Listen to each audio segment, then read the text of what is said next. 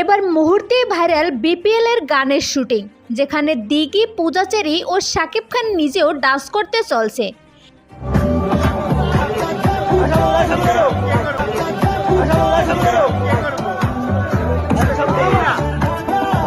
এবার নেট দুনিয়ায় ঝড় তুলল ঢাকা ক্যাপিটালসের থিম সঙের শুটিং। বিপিএল এর এবারের আসর যেন একটু অন্যরকমভাবেই জমে উঠতেছে, কারণ সিনেমা জগতের সুপারস্টার শাকিব খান বিপিএল এর দল কিনছেন। দল কেনার পর একের পর একাধিক চমক প্রকাশ করে যাচ্ছেন তিনি। এবার যেন সবার মনের আশা পূরণ করে আসতে চলছে বিপিএল এর ঢাকা ক্যাপিটালকে নিয়ে নতুন গান।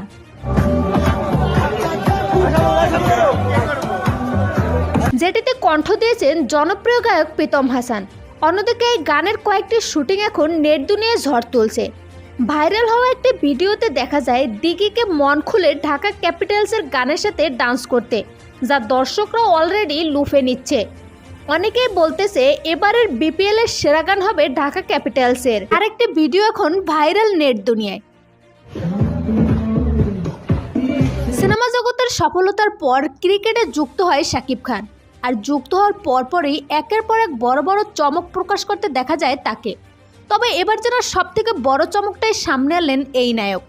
প্রায় 1 কোটি টাকা বাজেট নিয়ে তৈরি করা হচ্ছে ঢাকা ক্যাপিটালসের থিম সং, যেখানে শাকিব খান, পূজা চেরি সহ 15 জন নায়ক নায়িকা অভিনয় করবেন, যেখানে ঢাকা ক্যাপিটালসের কিছু খেলোয়াড়ও অংশ নেবে বলে জানা গেছে।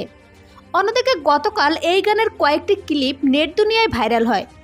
ভাইরাল হওয়া ভিডিওটি দেখে অনেকেই বলতেছে এবার তাহলে বিপিএল এর সেরা গানটি হবে ঢাকা ক্যাপিটালসের।